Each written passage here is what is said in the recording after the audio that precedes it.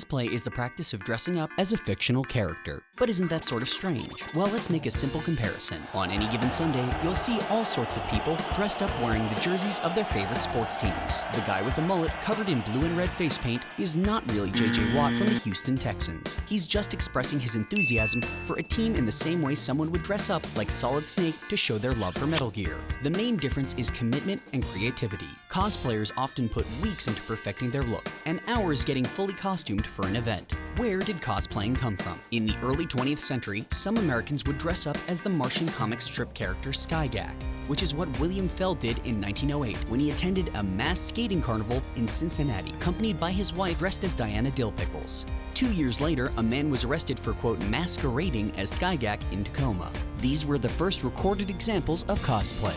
As further advancements were made in technology, sci-fi itself grew in popularity. It became so popular that in 1939, the first ever Worldcon science fiction fair was held in New York. At that gathering, sci-fi enthusiasts Myrtle R. Douglas and Forrest Ackerman showed up in what they called futurist costumes, made by Douglas and inspired by the 1939 H.G. Wells film, The Things to Come. By the 1940 Worldcon convention, there were enough people in costume that they held an impromptu costume contest.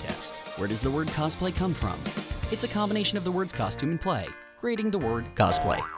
Why does so much cosplay involve characters from Japanese films or games? Cosplay is a global phenomenon. The explosion of video game content from Japan in the 1980s and the translation of manga to the West influenced and helped continue the transition of cosplay from being centered around science fiction to absorbing the wider world of fantasy and video games.